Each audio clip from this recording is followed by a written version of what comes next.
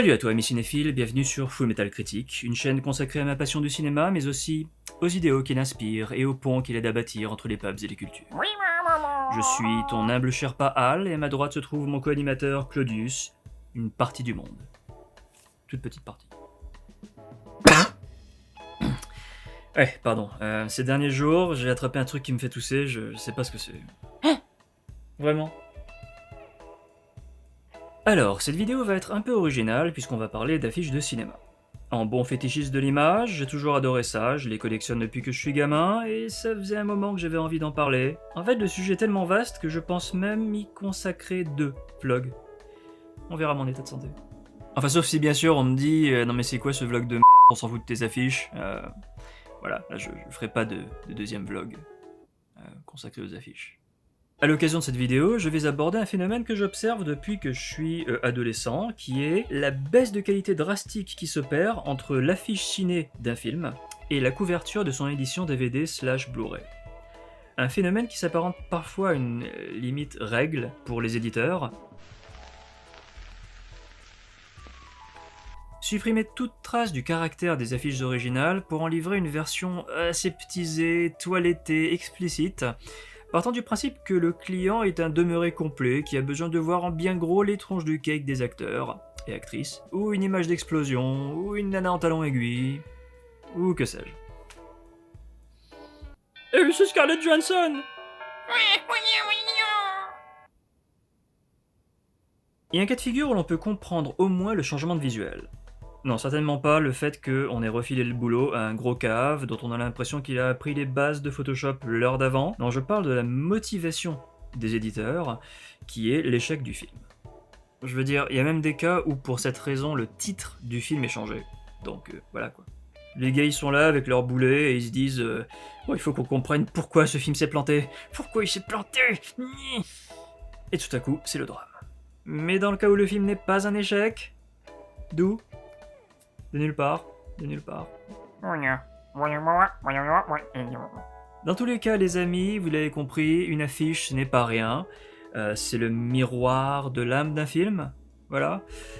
Donc, petit florilège mélodramatique. Oh, et avant de commencer, sans vouloir faire mon cocorico, j'ai l'impression que les Français sont moins graves que les Américains dans ce domaine. Ouais, je veux dire, est-ce qu'un Français aurait osé ça? Non. Non. Enfin, en même temps, ils sont plus nombreux, hein, donc ça augmente logiquement leur chance de faire des conneries. Légion donc sont les cas de figure où l'éditeur a décidé de mettre bien en avant les trognes du casting au sacrifice du bon goût et de sa dignité d'être humain. Au passage, remarquez que ce que les Anglais appellent cast, on l'appelle en français casting, alors que casting chez les anglophones, ça veut dire l'acte de distribution des rôles. En gros, on anglicise, mais à côté de la plaque. Voilà. Bref, à l'attaque. On commence simple avec l'affiche des Sentiers de la Perdition, pleine de mystères, et boum.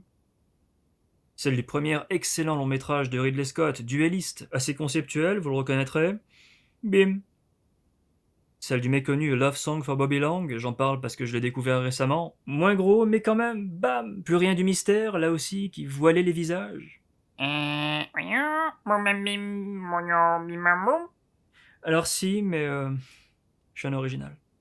On continue avec World War Z, Sploff. Next, Battle Royale, une affiche cinéma qui en jette noir sur blanc, puis paf le chien en DVD. Ou encore l'incontournable Sueur froide de Hitchcock. Le graphiste de génie Saul Bass avait révolutionné l'affiche de film à la fin des années 50 avec des classiques de ce genre.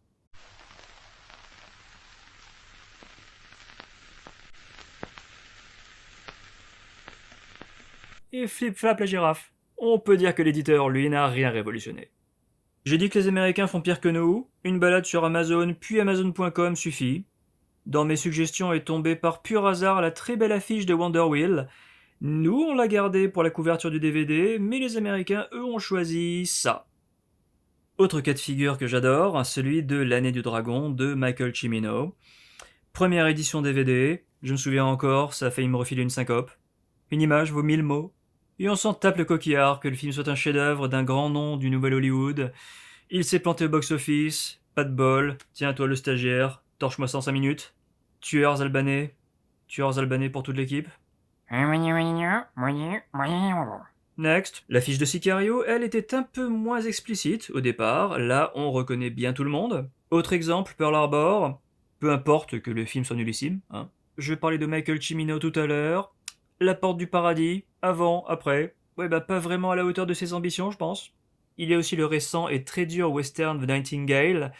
Gruik le Porcinet. Tout l'argent du monde, exemple type de boulot vite fait mal fait qui m'a inspiré ce vlog en fait. Et encore, je le compare à l'affiche ciné, qui est décente, mais la première, de l'époque où Spacey était de la partie, passons sur cet épisode grotesque, là ça envoyait, parce que non seulement ça avait de la gueule, mais en plus c'était raccord, visuellement, avec le titre. Puis il y a le méconnu semi-culte d'Heroic Fantasy des années 80, Lady Hawk, qui devrait être aussi connu que Princess Bride pour moi, mais bon. Ok, je sais que l'affiche originale n'est pas folichonne, et les personnages ont des gueules bizarres, mais d'une, depuis quand est-ce que ça gêne quiconque? Et de deux, cette affiche faite main vaut, ne serait-ce que pour ça, toujours mieux, à mes yeux, que ce montage photo bidon. On continue avec 10 Cloverfield Lane. Faut croire que la maison, ça suffisait pas. Mais bon, au moins, ça met Mew sur l'affiche, donc passons. Enfin, maintenant que j'y pense, la ligne verticale de l'affiche, elle me fait un peu penser à celle de l'affiche de Abyss. Au passage, Abyss qui, comme True Lies, est un blockbuster du James Cameron de la grande époque, qui ne bénéficie pourtant toujours pas d'une édition Blu-ray, pour des raisons qui m'échappent.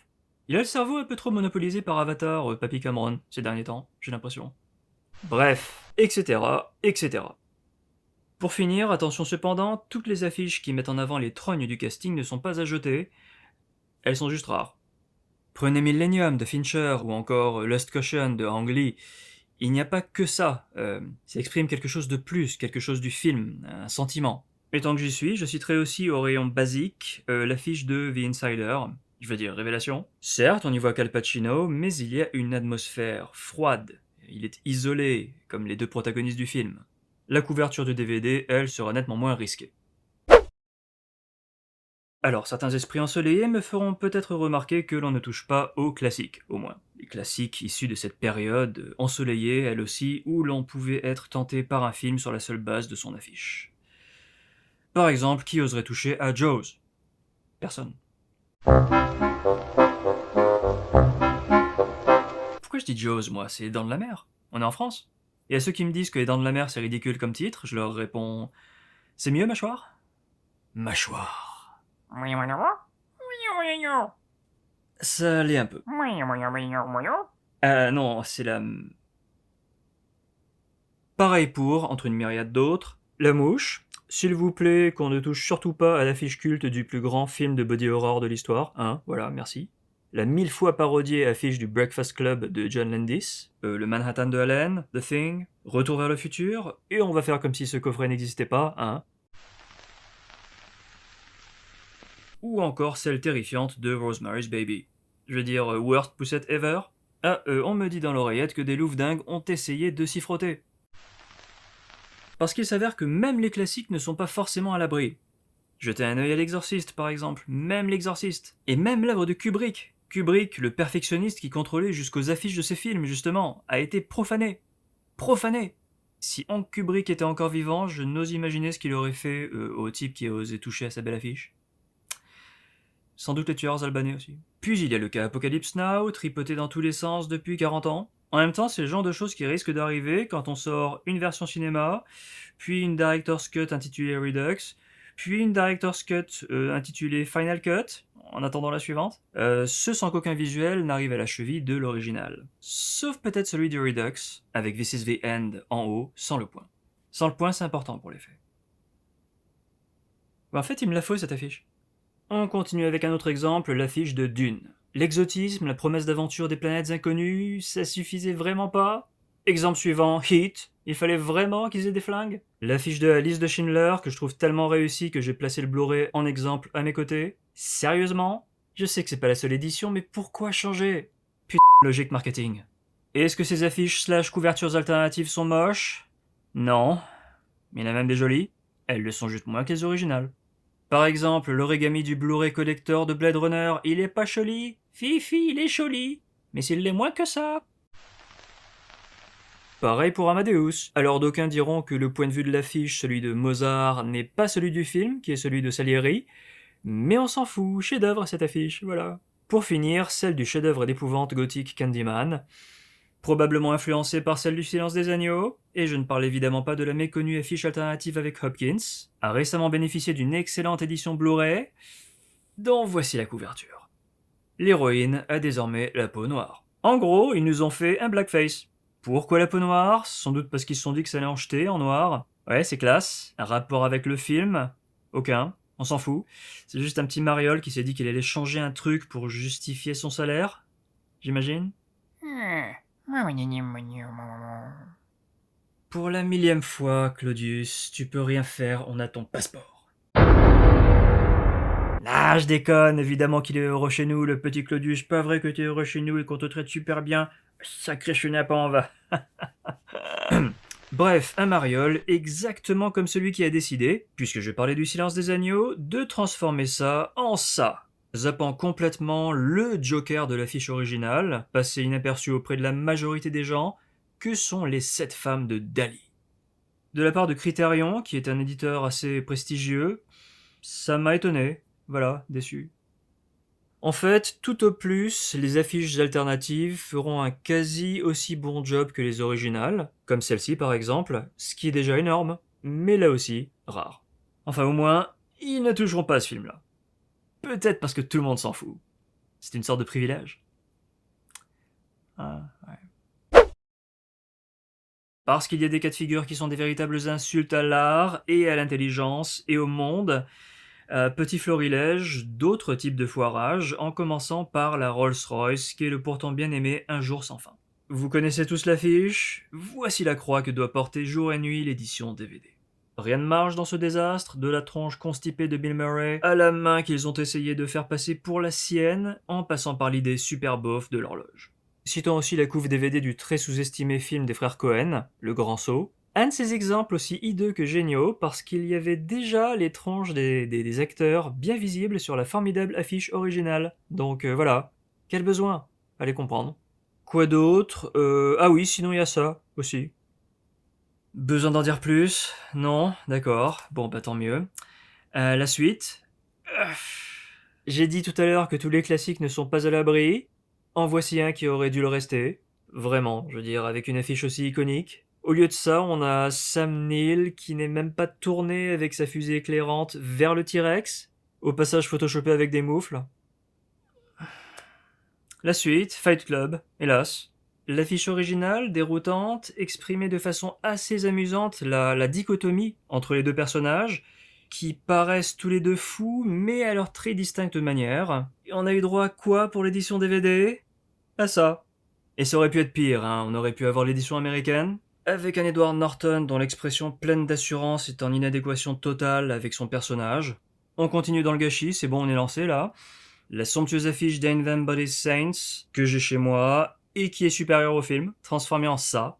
Chez nous au moins, on s'est pas pris la tête dès la sortie ciné. Ah, c'est sûr que c'est bien plus lisible là.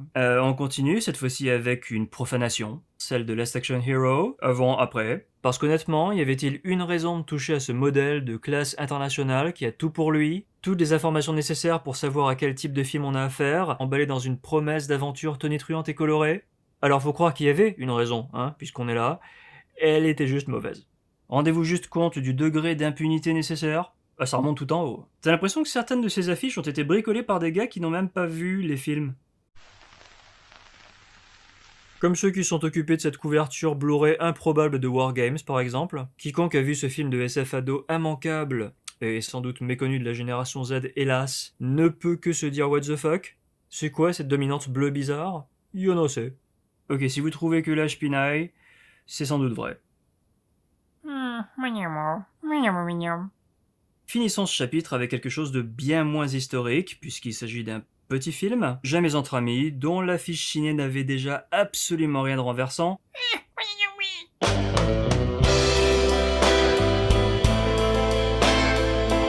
Mais quand j'ai vu l'édition Blu-ray du machin, j'ai vécu un grand moment de solitude. Ah mais les complet quoi.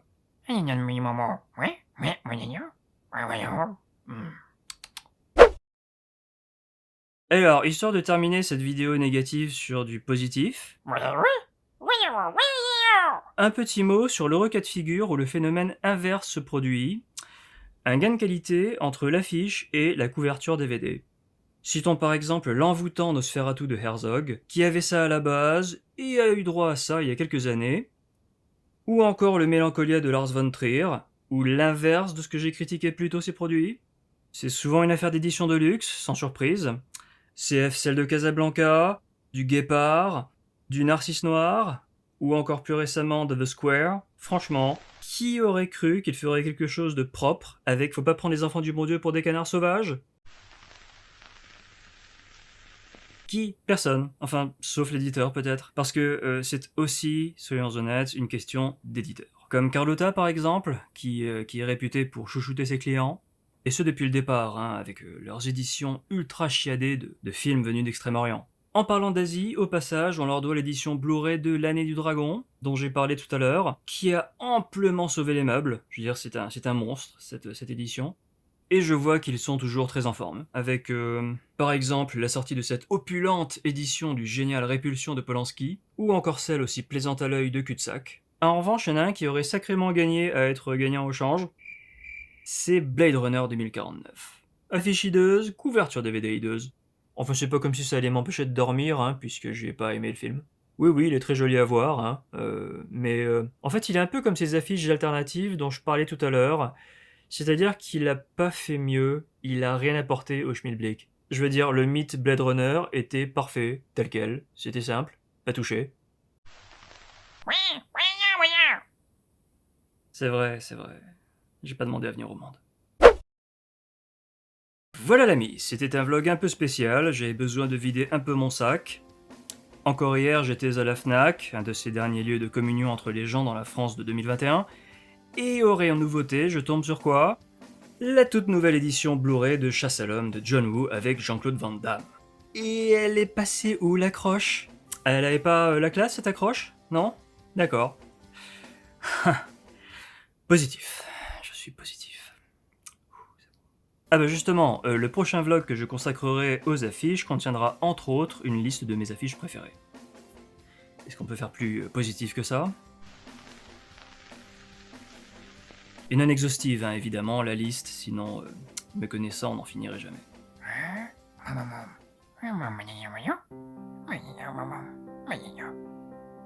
Si tu as aimé cette vidéo, ce que j'espère sincèrement, n'hésite pas à presser le petit bouton like qu'il y a dessous qui est trop mignon. Et je tiens à préciser que tout l'argent généré par cette vidéo tant attendue sera versé aux associations caritatives suivantes: SOS Manchophobie, Antarctique sans frontières et France Terre d'Asile Psychiatrique. Ignorez-le, il touchera pas les sous.